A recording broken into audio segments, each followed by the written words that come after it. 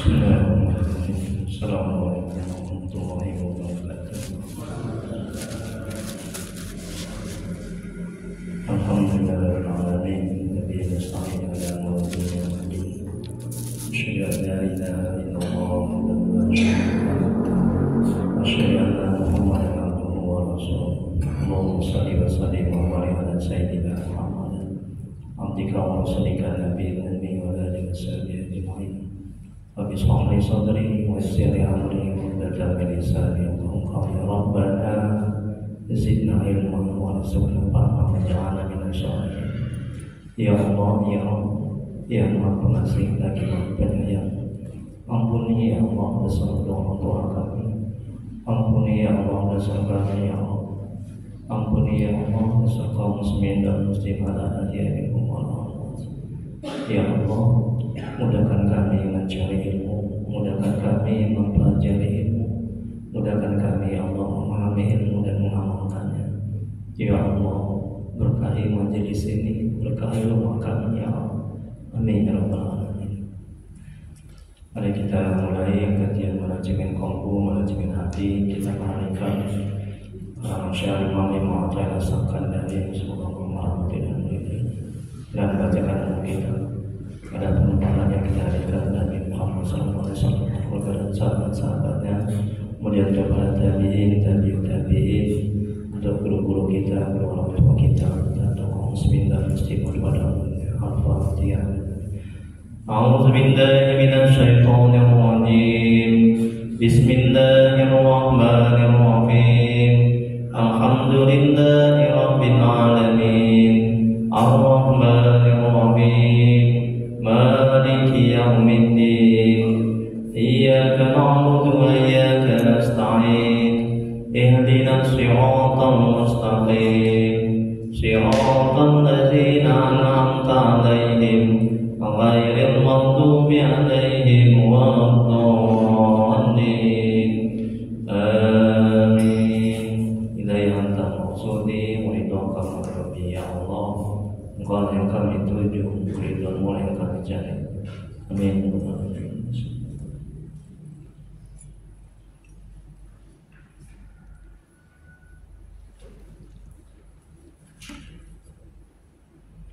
Syekh Imam Ibnu Athaillah As-Sakandari, semoga Allah merahmati dan meridainya.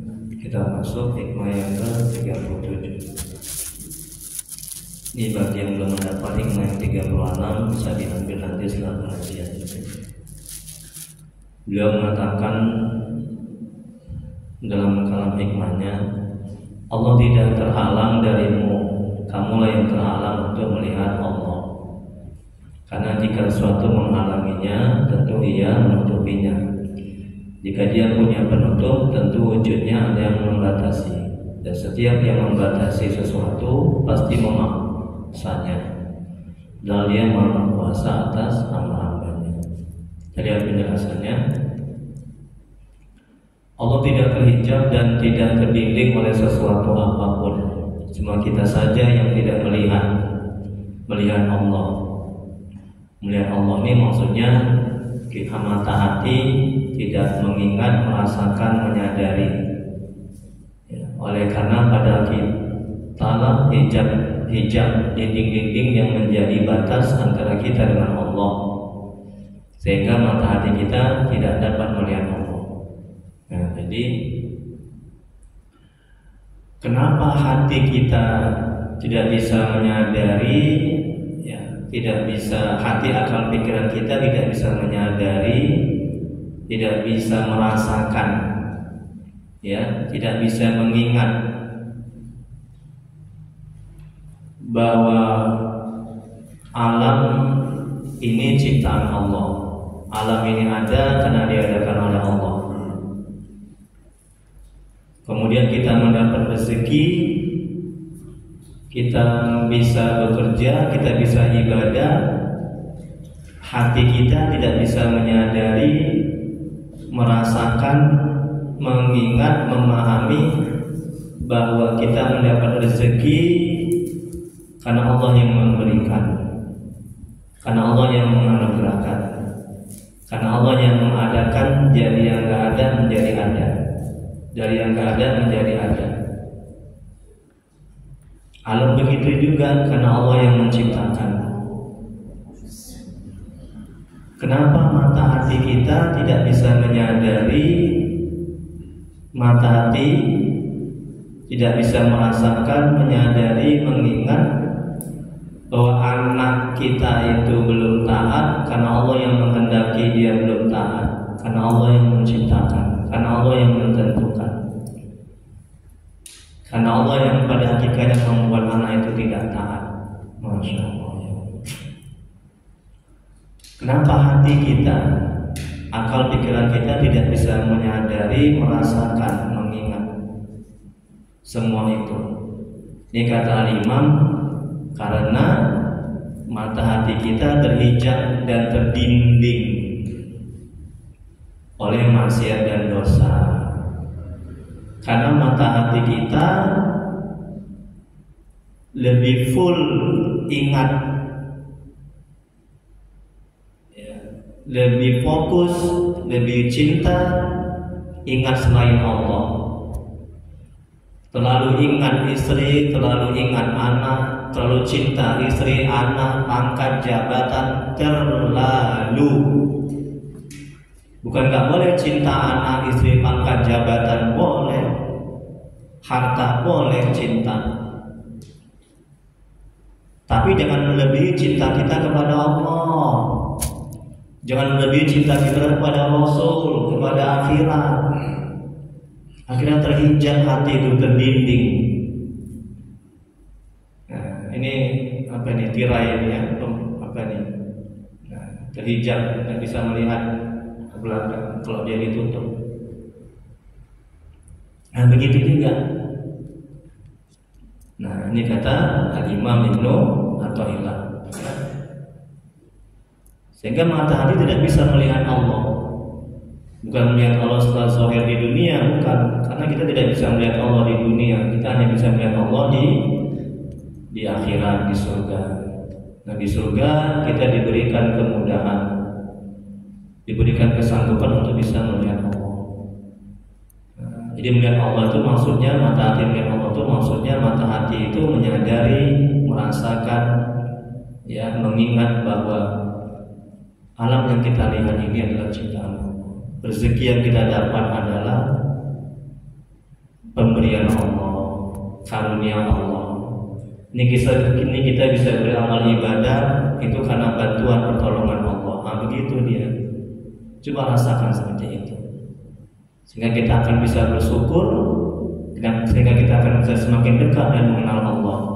Kalau kita tidak merasakan, menyadari, mengingat mata hati itu semua, kita akan semakin jauh dari Allah. Kita akan bisa benar bersyukur.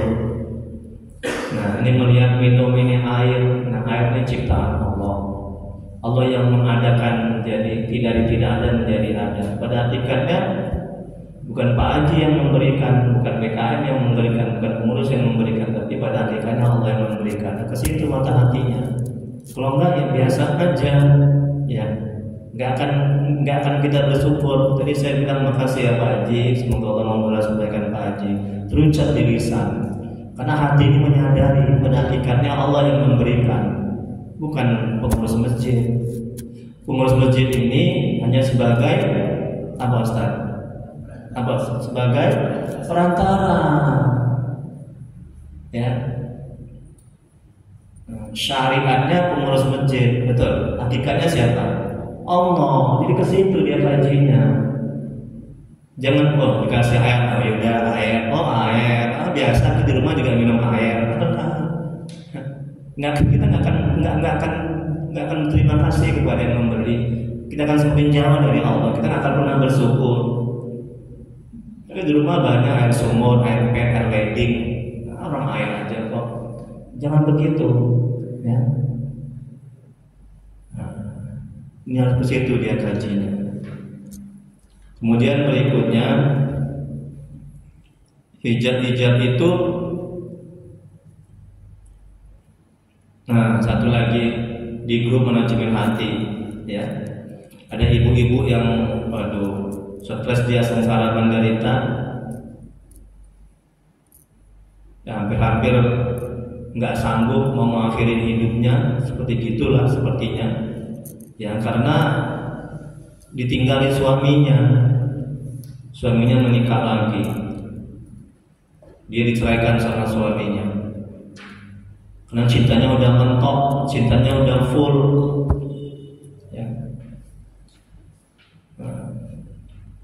Jadi nggak boleh seperti itu akibatnya. Kalau dia bergantung bersandar kepada suami, kepada harta anak, pangkat, jabatan, ya, sehingga ketika dia diceraikan suaminya, dia menderita, dia stres berhari-hari, berbulan-bulan. Ustaz, saya tidak bisa melupakannya. Ustaz, ini kayak mau kiamat segala macam, hancur hatiku, nggak selera makan, ibadah pun nggak enak, udah kendor, udah lemas, nggak bergairah hidup. Ya Allah, ini akibat hatinya ini tidak mengenal Allah, akibat hatinya ini tidak baik, hatinya ini nggak bersih, akibat hatinya ini terlalu cinta kepada suami, harta anak, pangkat, jabatan.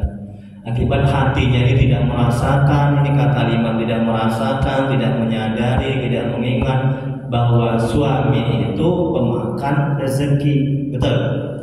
Bukan pemberi rezeki. Suami itu bukan yang memberikan kemuliaan. Siti Asia, istri suaminya siapa? Firaun, tapi dia mulia kan?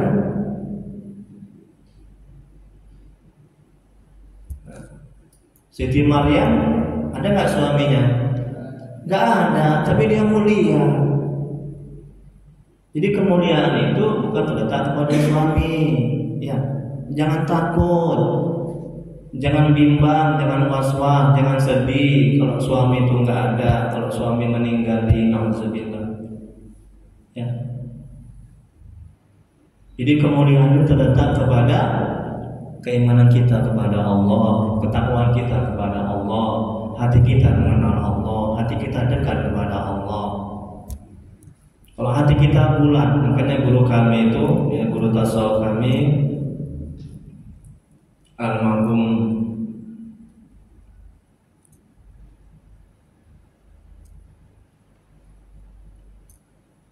mengatakan iman itu ibaratkan ini, ibaratkan botol ini, keimanan, ketakwaan.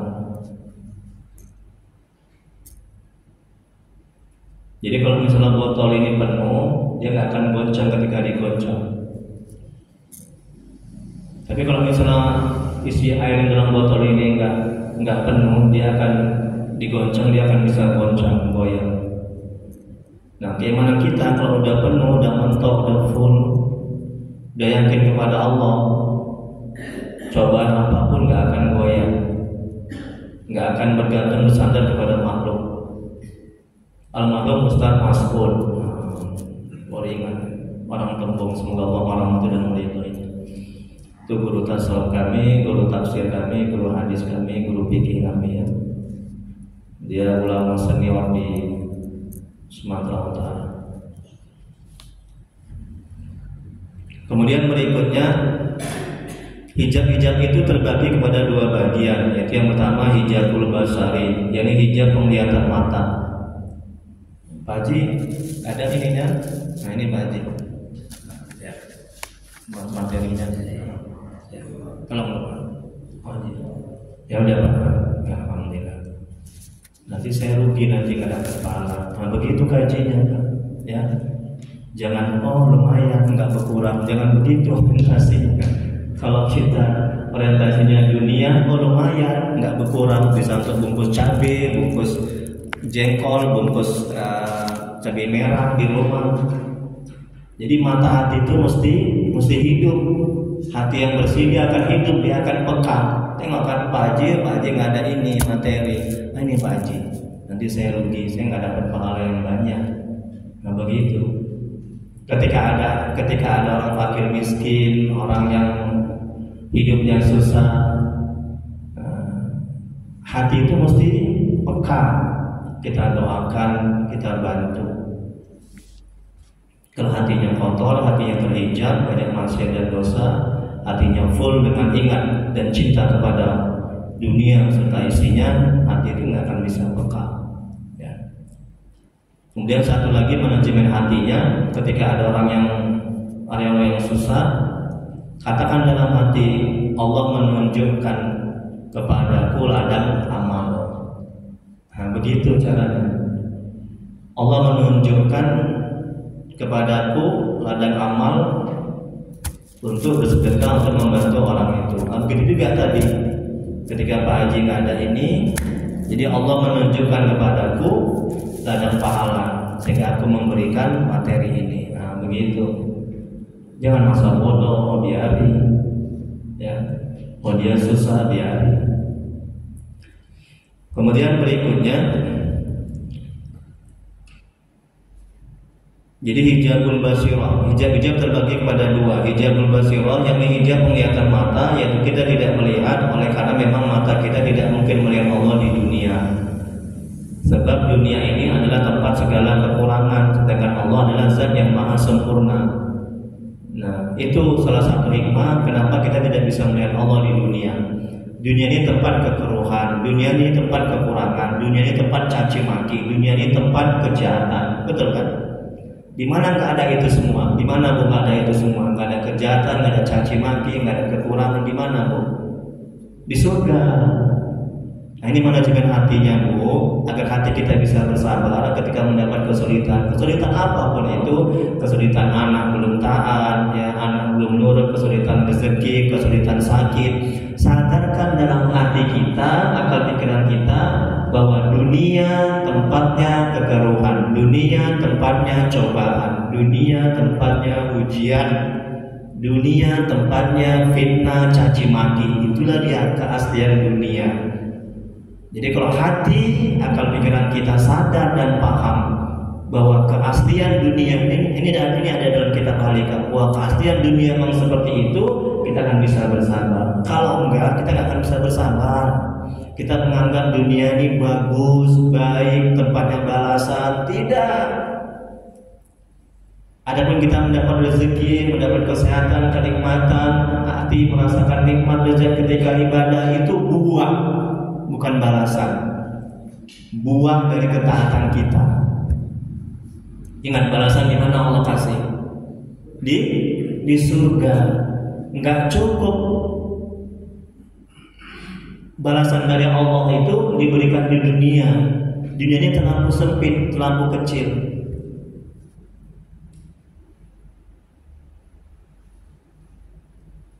Ya. Kemudian berikutnya, jadi tidak mungkin mata kita melihat Allah di dunia yang fana ini, yang bakalan hancur selain di akhirat. Setelah kita melihat Allah, setelah kita berada di surga, Jannatul Naim. Demikian menurut hadis Rasulullah. Kemudian yang kedua, hijab yang kedua, hijabul basirati, yakni dinding yang menghambat penglihatan mata hati. Apabila mata hati kita sudah terdinding dengan hijab-hijab, di mana dengannya akan menimbulkan kegelapan hati untuk tidak melihat zat Allah dan sifat-sifat Allah yang mulia dan utama. Apabila hijab-hijab ini sudah hilang, maka terbukalah sinar hakikat, agar kita melihat keagungan yang maha sempurna. Hijab-hijab itu ialah keaiban-keaiban hati, jiwa dan diri. Apabila hati, jiwa dan diri kita telah bersih dari keaiban-keaiban ini, maka terbukalah pintu-pintu gaib dan kita pun telah mendapatkan rasa yang baik dari Allah. Nah, ini hijabul basirati, ya, aib-aib hati, ya, maksiat, dosa, penyakit-penyakit hati, iri, dengki, takabur, sombong, dendam. Kalau udah hilang itu semua, maka mata hati akan bisa merasakan, menyadari, ya, Allah Maha Besar, Allah Maha Mencipta, Allah yang Maha Berkehendak, Allah yang menggerakkan pada hakikatnya, Allah yang menghidupkan pada hakikatnya, ya, Allah yang membuat kita bisa sholat, Allah yang membantu, menolong kita bisa ibadah. Mata hati bisa melihat hal-hal yang gaib. Kita diberikan karomah atau kelebihan-kelebihan oleh Allah. Mata hati bisa tembus pandang, bisa melihat yang tidak bisa dilihat oleh mata panca indera. Itu apabila hati udah bersih dari aib, dari dosa-dosa, maksiat, dari penyakit-penyakit hati, tadi iri, sombong, takabur, senang melihat orang susah, susah melihat orang senang. Ya. Tetangga beli kulkas, dia yang kedinginan, tetangga yang pangkat, dia yang opname. Nah, itu penyakit hati. Ya. Kemudian berikutnya seorang bertanya kepada Syekh Zunnun Al-Misri, semoga Allah merahmati dan meridhoinya, apakah hijab yang paling halus dan yang paling bersengatan? Saya menjawab, melihat diri dan mengaturnya. Maksudnya yaitu melihat diri dan mengurusnya, yakni mengarahkan pikiran, daya dan usaha pada memikirkan alam jasmania saja, sehingga menghambat mata hati terhadap Allah. Ini hijab yang paling halus, yang paling bersengatan, ya. Yaitu hati, akal, pikiran hanya fokus kepada dunia, ya, dunia beserta isinya, hanya memikirkan jasmani saja, rohaninya, hatinya, imannya tidak dipikirkannya, ya. Sehingga menghambat mata hati terhadap Allah, sehingga mata hati tidak bisa merasakan, menyadari, ya, bahwa kita bisa kenyang karena Allah yang mengenyangkan, bukan nasi. Kita sudah gak haus lagi, Allah yang membuat kita hilang dahaga kita, bukan air. Kita bisa sembuh, Allah yang menyembuhkan, bukan dokter, bukan obat. Coba sadarkan seperti itu, sehingga kita akan semakin dekat dan mengenal Allah, sehingga kita akan bisa bersyukur, sehingga tergerak lisan kita mengucapkan Alhamdulillahirabbil alamin. Ya, hati itu langsung ingat kepada Allah. Ya. Kemudian berikutnya, ketahuilah andainya Allah terdinding oleh sesuatu, tentu zat Tuhan dan sifat-sifatnya tidak mempunyai keluasan yang maha luas dengan arti yang seluas-luasnya. Tentu sudah ada yang membatasinya, dan tentu yang membatasinya itu berkuasa atasnya. Padahal keadaan ini adalah mustahil pada akal. Allah tidak terhijab, Allah tidak terdinding, ya. Allah tidak terkungkung.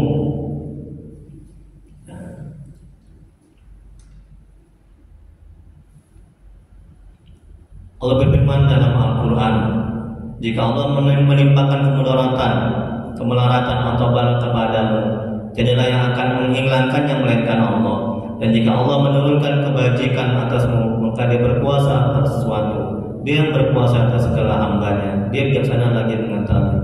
Quran surah Al-An'am ayat 17-18. Allah yang berkuasa, Allah yang maha berkehendak, Allah yang maha mengatur, Allah yang maha menentukan. Mana mungkin Allah terdinding, terhijab, terkungkung, ya. Mana mungkin, ya. Jadi mata hati kita yang terhijab, yang terdinding dari melihat Allah. Melihat Allah itu maksudnya merasakan, menyadari, memahami, ya.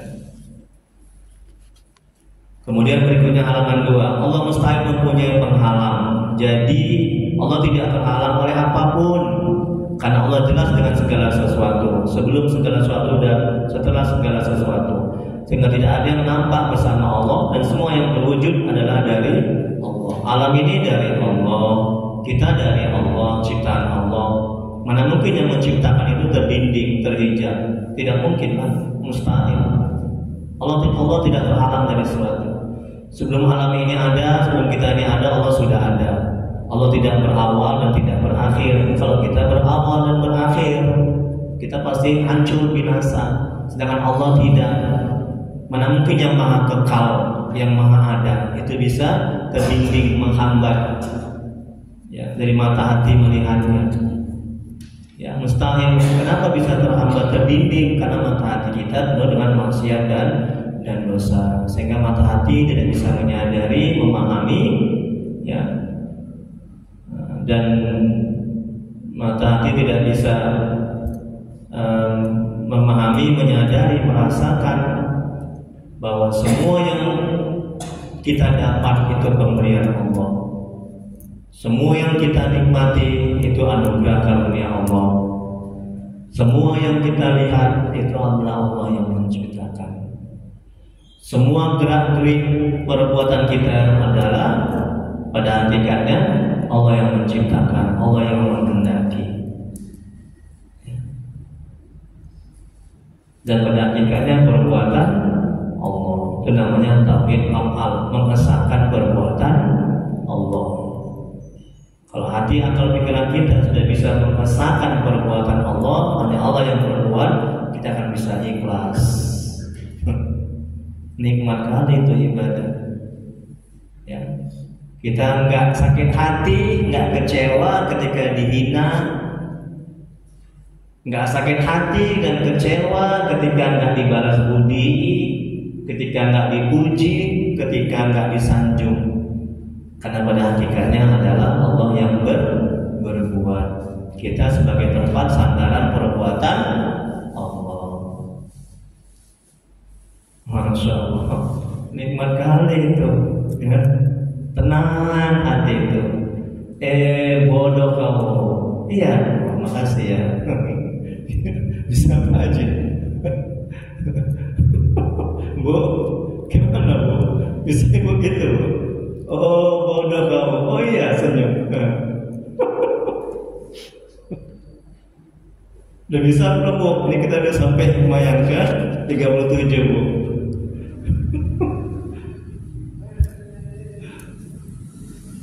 Kalau belum bisa, kalau ibu masih apa bilang bodoh, tunggu aja kok. Belum tamat ibu berarti. Ya.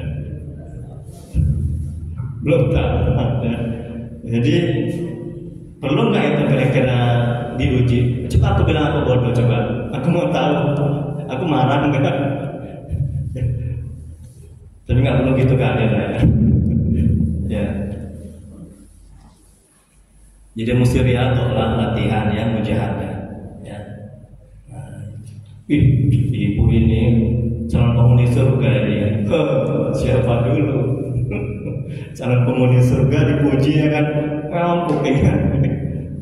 Oh, calon penghuni surga nih. Satu kali dipuji, dihina, oh ini calon penghuni neraka nih, nggak pernah sholat nih. Apa bilang? Enggak. Ya. Oke, baik, berikutnya. Yang mana Bu? Allah tidak terhalang. Allah tidak terhalang darimu. Kamu yang terhalang untuk melihat Allah. Karena keyakinanmu yang tercabang dan keterikatan hatimu dengan dengan usaha-usaha indrawi. Jika hatimu terikat dengan mencari Tuhan dan secara total berpaling dari melihat yang selainnya, pasti kamu melihat cahaya Tuhan bersinar di permukaan alam. Dan apa yang menurut dugaanmu terhalang darimu, maka itu menjadi objek penyaksian. Jadi kalau hati kita bersih, hati kita jauh dari penyakit-penyakit hati, ya, nah, maka mata hati akan bisa, ya, mata hati akan bisa melihat, menyadari, ya, memahami bahwa alam ini ada karena diadakan oleh Allah. Allah yang mengadakan. Kita bisa hidup karena dihidupkan oleh Allah. Kita bisa bergerak karena Allah yang menggerakkan pada hakikatnya. Jadi kita la haula wala quwwata illa billah. Tidak daya dan upaya kecuali dengan bantuan dan pertolongan Allah semata. Ya. Kemudian berikutnya, semua manusia menyaksikan tapi tidak mengetahui. Mereka semua berada di lautan tapi tidak merasa. Guru Syekh Ahmad bin Muhammad bin Ajib Al-Hasani, semoga Allah merahmati dan meridainya. Demi Allah, tidak ada yang menghalangi manusia dari Allah kecuali dugaan. Dan dugaan adalah sesuatu yang tidak ada kenyataannya.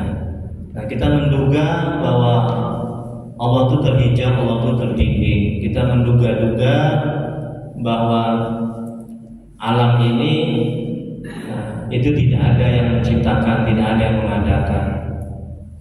Ya. Karena apa? Karena hati kita ini masih terhijab, masih terdinding, karena masih kotor maksiat dan dosa. Kemudian segala yang mempunyai wujud tidak akan menghalangimu dari Tuhan, karena tidak ada sesuatu pun yang bersama Allah. Semuanya yang menghalangimu dari Allah hanyalah dugaanmu bahwa ada yang wujud bersama Allah. Karena jika hal indrawi menghalangi Allah, tentu penghalang itu menutupinya. Jika dia punya penutup indrawi, tentu wujudnya punya pembatas. Karena mustahil dia tertutup dari semua sisi. dia tidak terbatasi, dan setiap yang membatasi sesuatu pasti memaksanya. Bagaimana bisa begitu? Allah berfirman dalam Al-Quran, dialah yang berkuasa atas hamba-hambanya.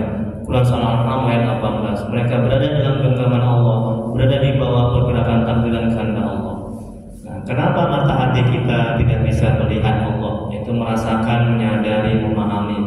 Karena mata hati kita terhijab oleh maksiat dan dosa, terhalang karena mata hati kita terlalu cinta kepada dunia, anak, istri, pangkat, jabatan, kerjaan, terlalu cinta yang berlebihan. Itu yang membuat mata hati kita ini terhijab, terdinding dari merasakan, menyadari, memahami bahwa kita bisa beribadah itu karena bantuan pertolongan Allah.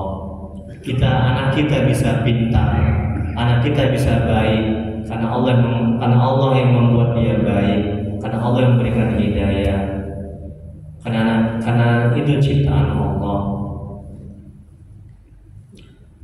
Anak itu bisa jahat karena Allah yang menghendaki jahat, karena Allah yang mentakdirkan jahat. Kalau mata hati kita tidak terhijab, kalau mata hati kita bersih, kalau mata hati kita tidak terlalu cinta kepada dunia serta isinya, ya. Kemudian berikutnya, mustahil Allah terdinding oleh sesuatu sehingga tidak bisa dilihat dengan mata hati kita. Kenapa Allah tidak bisa didinding oleh sesuatu? Karena Allah paling besar dan menampak dari segala sesuatu. Sesuatu yang nampak dan jelas tidak bisa ditutupi dengan sesuatu yang tidak jelas. Nah, ketika ada orang yang menyakiti, ketika ada orang yang menyakiti, ada yang menzolimi, ya. Kalau hati kita kotor, kalau mata hati kita terdinding oleh maksiat dan dosa, kalau mata hati kita terlalu cinta, berlebihan kepada dunia serta isinya, kepada harta, anak, pangkat, jabatan, mata hati kita berlebihan seperti itu, maka ketika ada orang menyakiti, hanya mata zahir melihat orang itu yang menyakiti, kita akan dendam, yakinlah, kita nggak akan mau memaafkan, ya. Nah, kita akan membalas pada orang yang menyakiti. Teman Nabi Muhammad, Allahumma shalli wa sallim.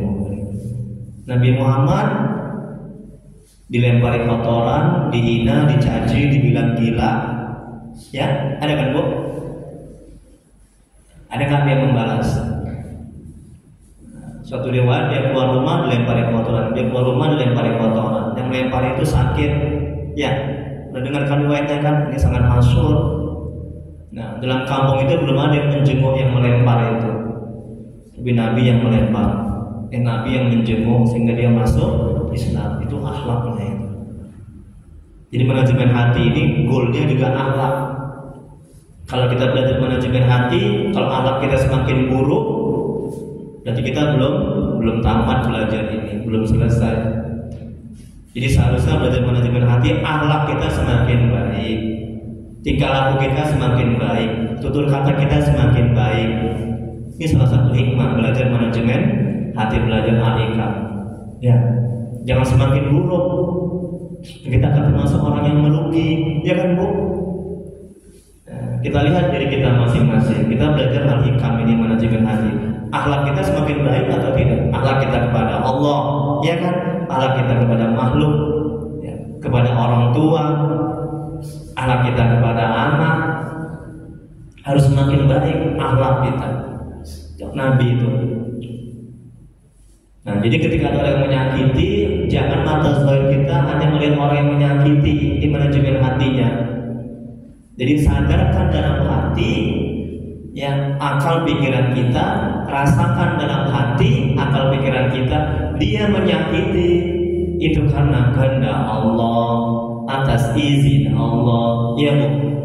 Langsung hati kita kaitkan kepada Allah. Itu setan menjauh, nafsu itu jinah terkekang, sehingga nafsu tidak akan menggiring kita kepada membalas, kepada mencaci maki. Dia menyakiti itu pada hakikatnya adalah perbuatan Allah. Boleh jadi karena kita yang jahat, boleh jadi karena kita menzalimi orang, maka Allah membalasnya melalui orang menyakiti kita. Makanya jangan buat jahat sama orang, jangan menzalimi orang, jangan nyakiti orang, ya, Bu ya, jangan mengambil hak orang. Nanti Allah balas melalui orang yang menyakiti kita. segala macam cara Allah membalas ya kejahatan-kejahatan yang kita buat.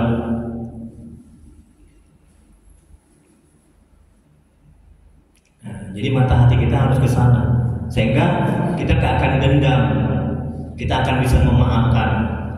Kalau hati kita menyadari, merasakan bahwa dia berbuat menzalimi kita itu karena kehendak Allah, itu hati kita akan bisa bersabar itu. Ya, itu setan menjauh, nafsu itu jinak terkekang sehingga yang muncul nafsu apa? Ada nafsu 3 dalam Al-Quran, nafsu ammarah, nafsu lawamah, nafsu mutmainnah. Ketika hati kita kondisikan bahwa dia menzalimi itu merupakan kehendak Allah atas izin Allah dan pada hakikatnya adalah perbuatan Allah, ya, maka setan menjauh, nafsu jinak, yang muncul nafsu mutmainnah. Jadi yang nafsu dirinya itu nafsu yang diridhoi oleh Allah Subhanahu wa taala. Sehingga hati kita akan bisa bersabar, kita akan bisa memaafkan, bahkan kita akan bisa melupakan dan doakan, dan kita tidak akan dendam itu. Coba Bu, jangan hanya tahu ilmunya tapi tidak dipraktekkan, sia-sia, ya.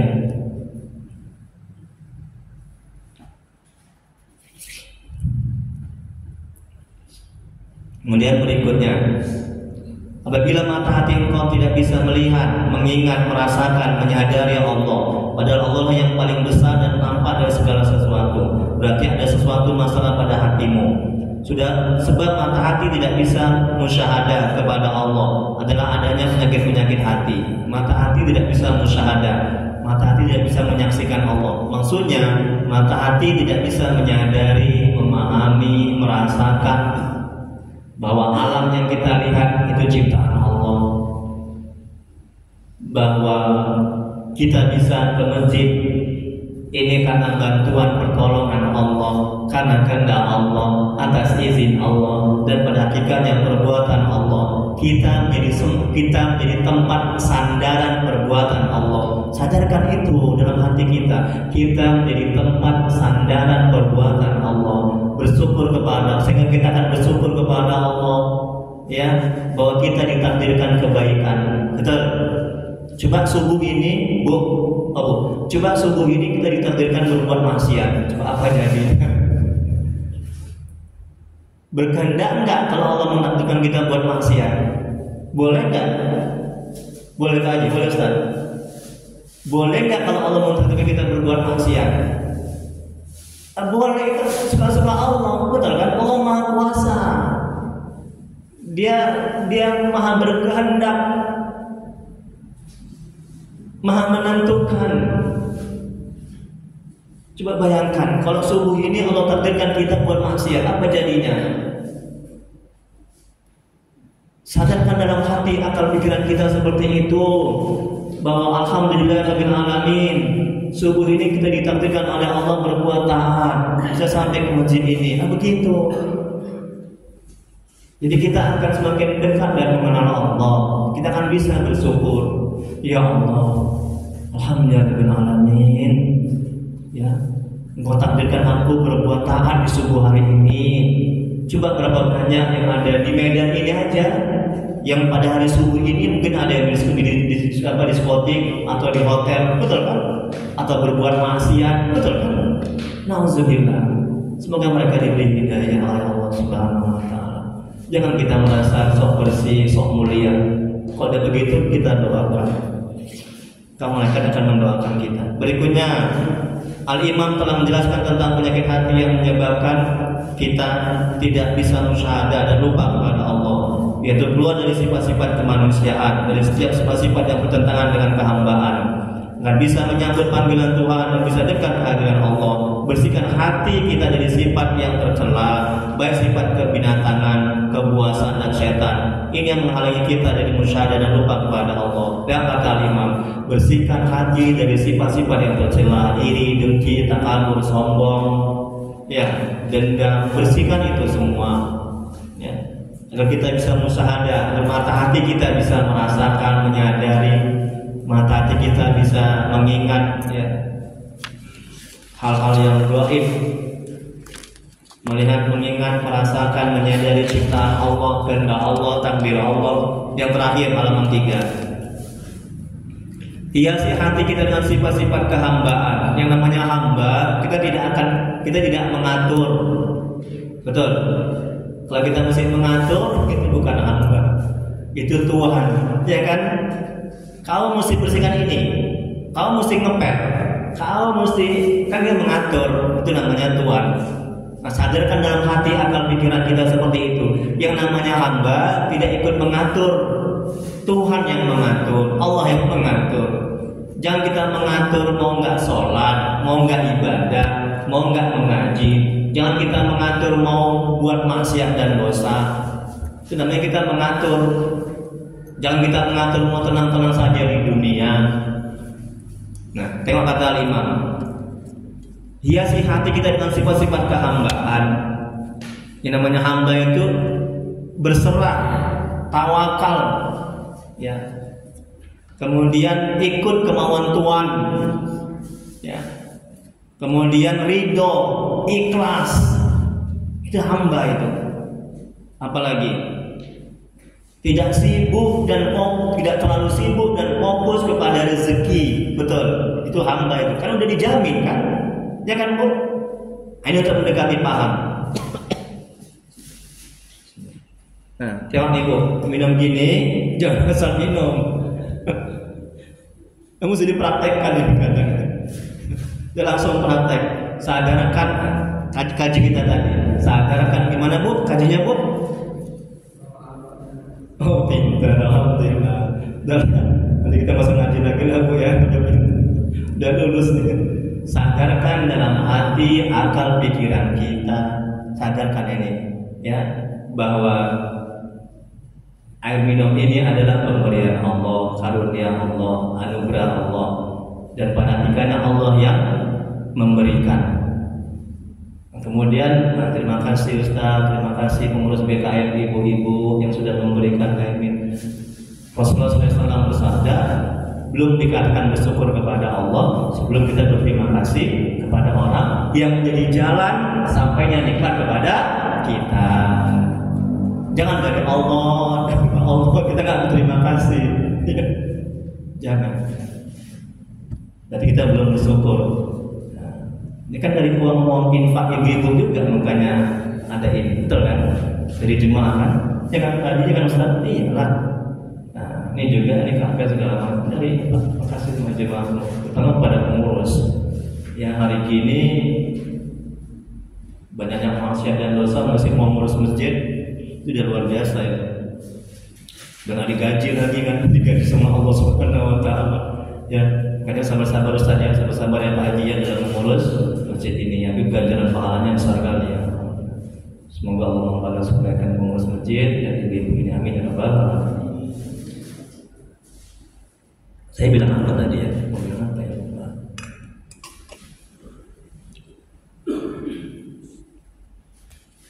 Hiasi hati kita dengan sifat-sifat kehambaan sehingga merupakan dinding yang menghijab hati, sehingga mata hati bisa melihat, mengingat, merasakan, menyadari Allah yang Maha Besar dan Maha Nampak dari segala sesuatu. Manusia lahir ke dunia disertai 4 sifat-sifat yang menjadi hijab kepada Allah. Yang pertama sifat kebinatangan, selalu ingin mengikuti syahwat perut dan kemaluan. Yang menjadi pikiran dan prioritasnya adalah makan dan kawin. Yang kedua sifat kepuasan, mudah marah dan emosi. Yang ketiga sifat setan, yaitu dengki. Yang keempat sifat ketuhanan, itu hendak berkuasa. Kemudian berikutnya, hiasi hati dengan sifat kehambaan agar musyahadah kepada Allah. Maksudnya musyahadah kepada Allah ini maksudnya agar mata hati kita bisa merasakan, menyadari, mengingat bahwa alam ini ciptaan Allah, bahwa kita bisa beribadah karena bantuan pertolongan Allah, bahwasanya kita kenyang perut kita itu karena Allah yang mengenyangkan, bahwa kita bisa sehat karena Allah yang menyembuhkan. Itu namanya musyahadah. Mata hati menyaksikan, kemudian mata hati bisa melihat hal-hal yang gaib. Ya, Ustaz Sabarudin, jangan Ustaz jalan ke sana ke arah jalan Bilal. Mata hati saya melihat ke jalan Bilal sedang ada perbaikan. Nanti Ustaz nanti tersesat, nanti mata hati melihat. Nah, guru kami mata hatinya udah tajam. Mata hati lebih tajam ketimbang mata panca indera ya. Mata hati bisa melihat yang tidak bisa dilihat oleh mata panca indera. Karena ada dalam Al-Quran namanya basirah. Dalam Al-Quran kan mata hati, bukan mata jasmani yang buta kata Allah, tapi mata hati yang buta ya. Kemudian berikutnya hiasi hati dengan sifat kehambaan agar musyahadah kepada Allah, itu taat hukum Allah, tawadu, ikhlas beramal untuk Allah, nasihat hati agar orang baik. Bila hati sudah dihiasi dengan sifat kehambaan, maka mata hati akan melihat, itu mengingat, merasakan, menyadari Allah dalam segala ibadah, dan akan didapat kenikmatan, kelezatan, dan ketenangan dalam ibadah. Tengok, kalau kita ingin mendapatkan kenikmatan, kelezatan, ketenangan dalam ibadah, ya. Nah, hiasi hati dengan sifat kehambaan, yaitu taat hukum Allah, jangan buat dosa, tawadu, rendah hati, ikhlas beramal untuk Allah, nasihati agar orang baik. Ya, itu dia sifat kehambaan seperti itu. Maka hati kita akan bisa merasakan nikmat lezat dalam taat, dalam ibadah, ya, dalam apapun. Kemudian Syekh Muhammad Ibnu Ali Al-Hakim At-Tirmizi, semoga Allah merahmati dan meridhoinya, mengatakan hati kita adalah sumber cahaya batiniah, inspirasi, kreativitas, dan belas kasih. Seorang mukmin sejati hatinya hidup, terjaga, dan diliputi cahaya. Ini mukmin. Kalau hati yang mati, hati yang tidak ingat kepada Allah. Kalau hati yang hidup, hati yang selalu ingat kepada Allah. La ilaha illallah, la ilaha illallah, Allah dalam hatinya. Ya, lagi bekerja, lagi berdagang, lagi di kantor, hatinya terus ingat kepada Allah. Ya, tangan ini bekerja mengetik tik tik tik tik tik, tapi hatinya Allah itu hati yang hidup. Kemudian berikutnya, seorang ulama menuturkan, jika kata-kata berasal dari hati, ia akan masuk ke dalam hati. Jika ia keluar dari lisan, maka ia hanya melewati pendengaran. Tengok, Bu. Nah, jadi kalau kita menasihati, ini manajemen hatinya. Ibu udah senyum dulu kan? Belum saya jelaskan. Tunggu nanti baru. Alhamdulillah. Kalau kita menasihati anak, ya, ini kata ulama. Jika kata-kata berasal dari hati, ia akan masuk ke dalam hati. Jika ia keluar dari lisan, maka ia hanya melewati pendengaran. Kalau kita ceramah, ini ceramah ustaz-ustaz, ya. Kalau kita menasihati anak, jangan kita menasihati pakai nafsu, akal, pikiran kita, dan jangan kita bergantung kepada akal pikiran kita, nafsu kita, dan kepintaran kita dalam menasihati, dalam berceramah. Yakinlah, ibu akan masuk kuping kiri, keluar kuping kanan, bahkan masuk kuping kiri membapiu, nggak akan bisa di hati. Yakinlah itu, ya. Begitu juga anak, kalau kita menasihati seperti itu. Nah, jadi harus pakai hati, kata ulama ini. Bagaimana menasihati pakai hati? Bagaimana berceramah, mengajak orang pakai hati? Pakai hati, bersihkan hati dari sifat tercela. Nah, yang pertama. Yang kedua, hati, akal, pikiran kita bergantung kepada Allah, bergantung bersandar kepada rahmat Allah, bergantung bersandar kepada karunia Allah. Jangan sekali-sekali bergantung kepada kemampuan kita, kehebatan kita. Yakinlah, anak gak akan nurut, jemaah-jemaah tidak akan paham, tidak akan mengerti, gak akan mau mengamalkan apa yang kita sampaikan. Hati harus ikhlas, jangan orientasinya amplop. Ustaz, kemarin Ustaz ceramah maulid, amplopnya berapa? Alhamdulillah menjadi. Yakinlah, itu nggak akan sampai itu ilmunya ke jemaah itu. Ilmu masuk ke dalam hati, betul. Makanya Imam Syafi'i mengeluh hafalannya yang tidak baik kepada Imam Waqi. Semoga Allah merahmati dan meridhai mereka. Doakan ya.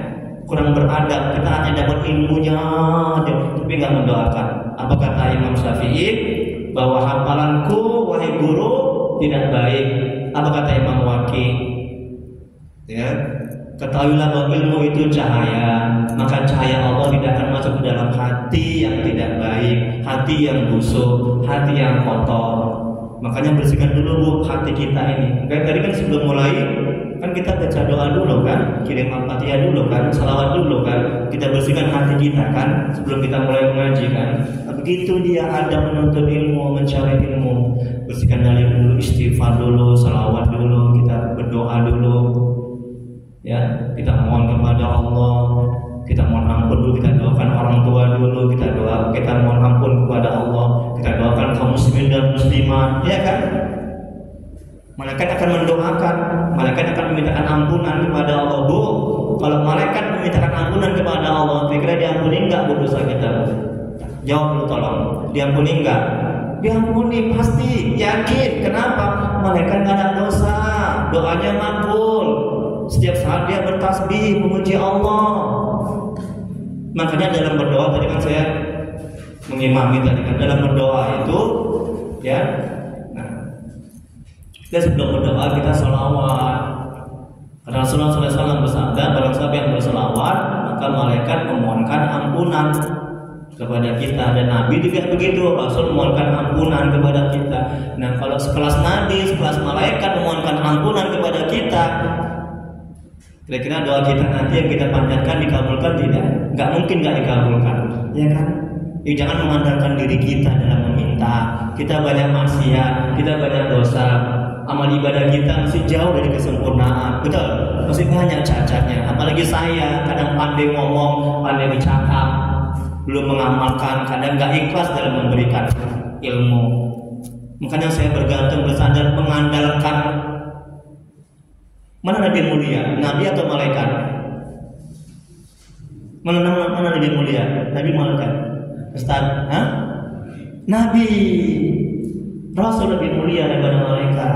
Makanya saya mengandalkan Allah dulu, kemudian Nabi, kemudian malaikat dalam berdoa. Jangan kita mengandalkan bersandar kepada kita. Jangan, ya. Jangan ditolak doa kita nanti. Dan juga salah satu syarat naiknya doa kita, terkabulnya doa kita adalah bersolawat. Betul? Kalau kita nggak bersolawat ketika mau berdoa, maka doa kita ditolak, doa kita nggak terangkat.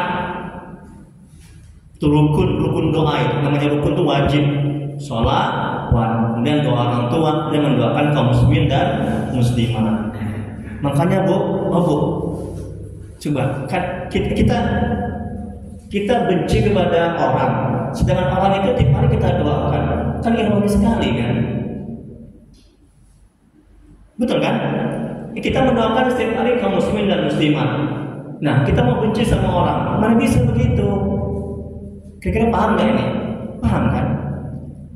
Jadi kalau kita mau benci, ingat kita doakan dia itu setiap saat loh, setiap kita beramal ibadah kaum muslimin dan muslimat.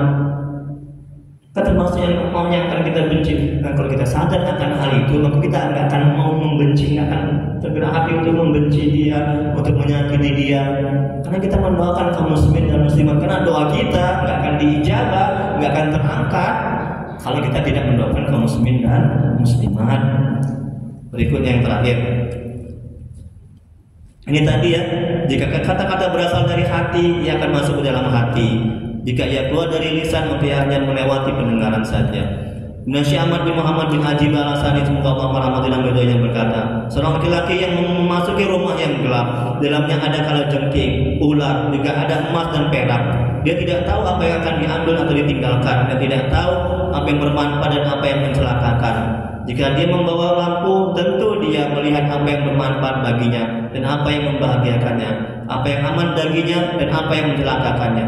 Begitu juga hati seorang mukmin yang berdosa, tidak bisa membedakan antara pahitnya maksiat dengan manisnya taat. Nah ini, kalau hati kita bersih, maka kita akan tahu, oh ini dosa, ini haram, ini makruh, ya ini mubah boleh. Tapi kalau hati kita tidak baik, maka mata hati tidak bisa meradar, tidak akan bisa melihat, oh ini baik, ini buruk, ini haram, ini makruh. Ini kalau mata hati kita ini terhijab, terbimbing oleh maksiat dan dosa. Kalau mata hati kita dipenuhi dengan penyakit-penyakit hati, iri, dengki, takabur, sombong. Syekh Muhammad bin Ali Al-Hakim At-Tirmidzi, semoga Allah merahmati dan meridhoinya, berkata, hati merupakan sumber ketakwaan, ketenangan, rasa takut, ketundukan, kelembutan, ketentraman, kekhusyuan, kebersihan dan kesucian.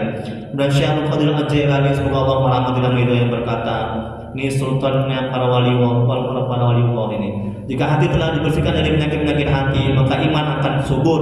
Hati akan diduduki oleh tauhid, iman dan ilmu Allah. Semua ini hanya akan didapat setelah menempuh berbagai cobaan dan godaan, serta membersihkan penyakit-penyakit hati. Nah, itu. Pupuk iman adalah ilmu. Pupuk iman adalah ibadah. Kalau kita kurang ilmu agama, iman kita menurun. Kalau kita kurang ibadah, iman kita menurun. Nah, itu ya.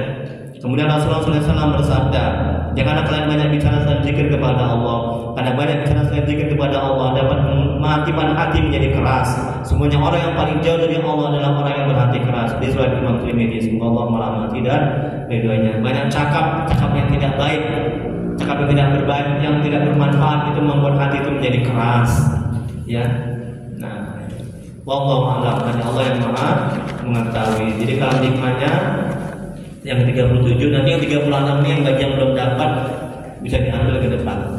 Syekh Imam bin Athaillah Sakandari, semoga Allah merahmati dan ridhonya, mengatakan, Allah tidak terhalang darimu, kamulah yang terhalang untuk melihat Allah. Ya, melihat Allah ini maksudnya mata hati merasakan, menyadari, mengingat, ya, bahwa alam yang kita lihat ciptaan Allah, bahwa kita bisa beramal ibadah itu merupakan kehendak atas izin dan bantuan pertolongan Allah, dan pada hakikatnya Allah yang berbuat. Karena jika sesuatu menghalangi Allah, tentu ia menutupi Allah. Jika Allah punya penutup, tentu wujudnya ada yang membatasi. Dan setiap yang membatasi sesuatu pasti memaksa Allah. Padahal Allah Maha berkuasa atas hamba-hambanya. Allah tidak terhalang, Allah tidak terhijab, Allah tidak terbimbing, Allah tidak tertutup. Yang membuat terhalang, terhijab, terdinding mata hati kita. Ya, mata hati kita tidak bisa merasakan, menyadari bahwa udara yang kita hirup ini adalah pemberian Allah, karunia Allah. Bahwa kita bisa bergerak di tangan, ya ini merupakan ciptaan Allah. Allah yang menjadikan tangan kita bisa bergerak, dan pada hakikatnya Allah yang menggerakkan. Dan pada hakikatnya adalah Allah yang berbuat. Wallahu a'lam. Hanya Allah yang Maha mengetahui. Silakan Bapak, Ibu, mungkin ada perlu diskusikan. Jam 6 lewat. Saya bilang jam 6 lewat aja, ya supaya kan Ustaz ini. Baik, ada Bapak, Ibu? Ya, silakan. Alhamdulillah.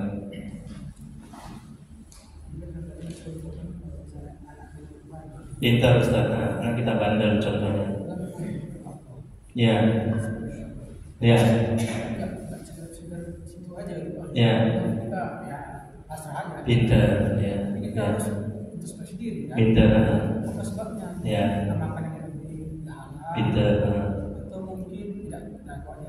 pintar, pintar, ya, ya, berbenah diri. Betul. Kita sebenarnya istri melawan itu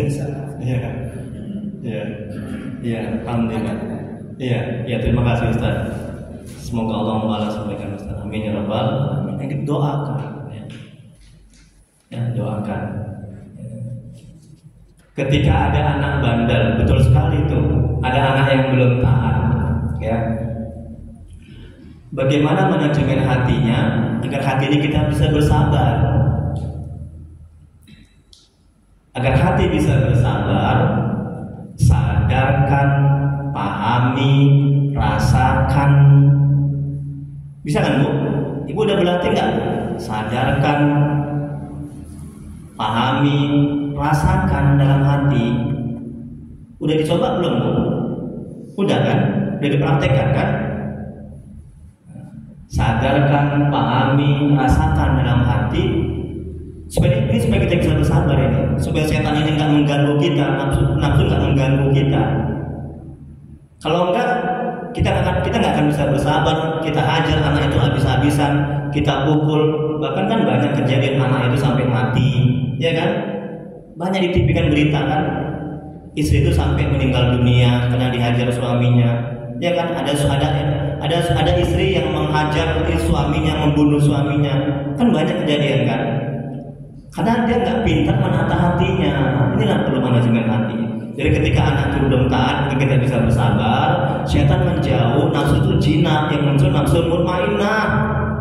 Sadarkan, rasakan dalam hati dan akal pikiran kita bahwa anak itu belum taat, itu merupakan kehendak Allah, atas izin Allah, takdir Allah. Dan pada hakikatnya Allah yang membuat anak itu nggak taat. Allah kuasa nggak, katanya ibu? Allah kuasa tidak membuat anak itu nggak taat. Kuasa, punya kuasa dia. Anak itu ciptaan Allah, punya Allah, bukan punya kita. Betul? Sadarkan seperti itu. Anak itu titipan.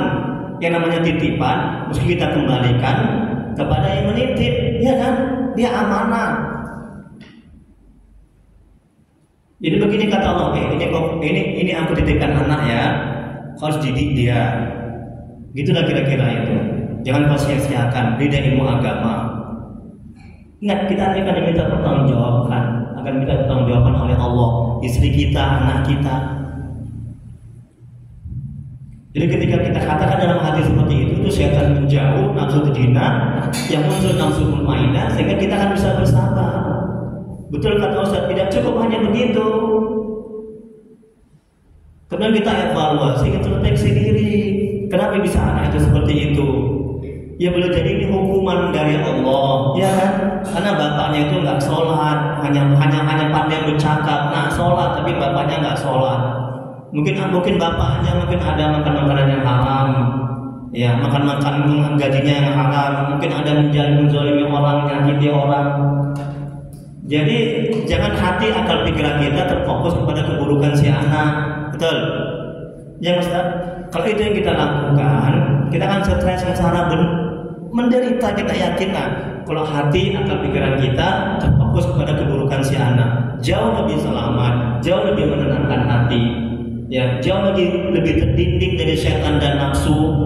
Bahwa hati kita, akal pikiran kita harus fokus kepada keburukan kita yang mengundang anak itu jahat. Paham ya Bu ya?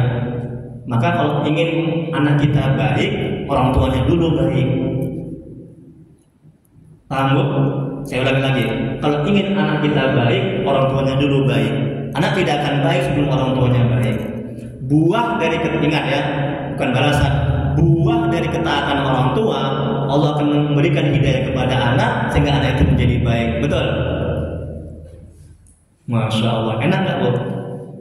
Jadi kita nggak akan stres, ya, nggak akan menderita, ya, tenang hati kita, dan Allah akan memberikan solusi, memberikan pertolongan kepada kita. Kenapa? Karena kita fokus kepada keburukan kita. Ya, mungkin amal ibadah kita masih jauh dari kesempurnaan, bacaannya masih lemah, nggak pakai tajwid, ya. Mungkin hati kita masih berpenyakit, iri dan kita kabur.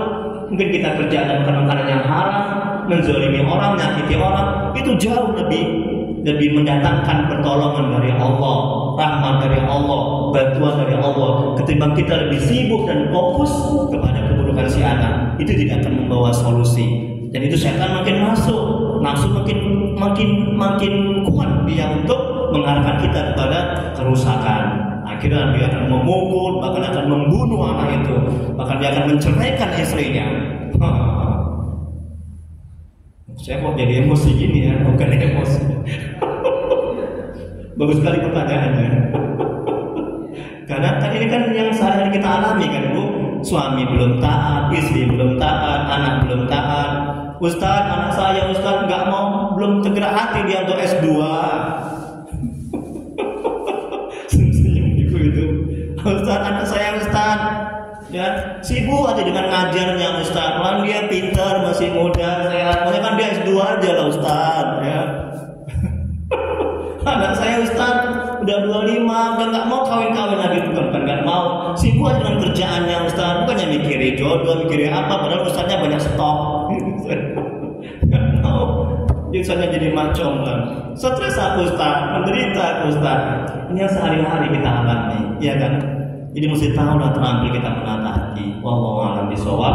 Hanya Allah yang mengetahui jawabannya. Ada lagi Bapak Ibu? Bagus. Allah. manajemen. Ada banget ke doa ya, jam 6 lewat. Sekarang jam 6 lewat aja. Cuma buru-buru. Oke, doa kita ya. Yang bagi yang belum dapat ini hikmah yang ke-36 ya, diambil. Nanti saya rugi nggak dapat pahala yang banyak. Nah, Ustaz kan kemarin belum nggak datang kan? Nah, ini ambil. Alhamdulillah. Itu biasa kemarin absen ya.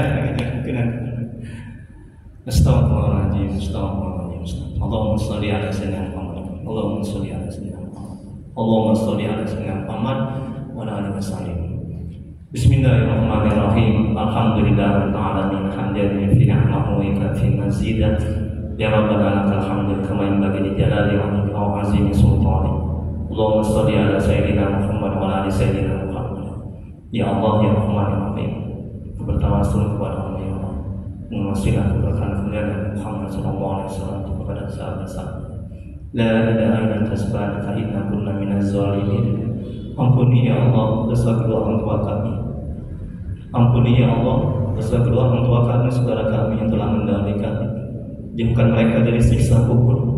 Jadikan kuburan mereka taman-taman surga.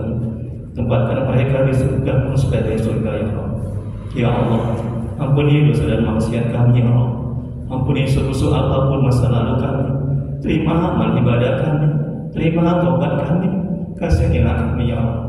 Ya Allah, ampuni dosa kaum muslimin dan muslimat al-ahya'i wal amwat ya Allah. Ya Allah, jadikan keluarga kami keluarga yang sakinah mawaddah warahmah. Jadikan anak-anak kami anak saleh dan salehah. Jauhkan kami dari musibah dan bala bencana ya Allah. Ya Allah, mohon ya Allah, tuntun hati kami agar bisa istiqomah dalam taat kepada-Mu, agar bisa selalu mengingat, agar bisa selalu berselamat kepada Rasul-Mu ya Allah.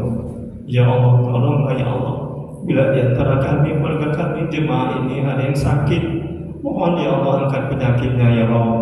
Beri kesembuhan kepadanya ya Allah. Bila ada yang mendapat kesulitan hidup, mohonlah ya Allah mudahkan kesulitannya ya Allah.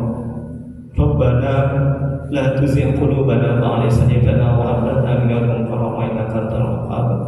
Rabbana atina fid dunya hasanah wa fil akhirati hasanah wa qina azabannar. Wa sallallahu ala sayyidina Muhammad wa ala alihi wasallam. Subhana rabbika rabbil izzati amma yasifun wa salamun ala mursalin walhamdulillahi rabbil alamin. Allahumma shalli ala sayyidina Muhammad. Taqabbalallahu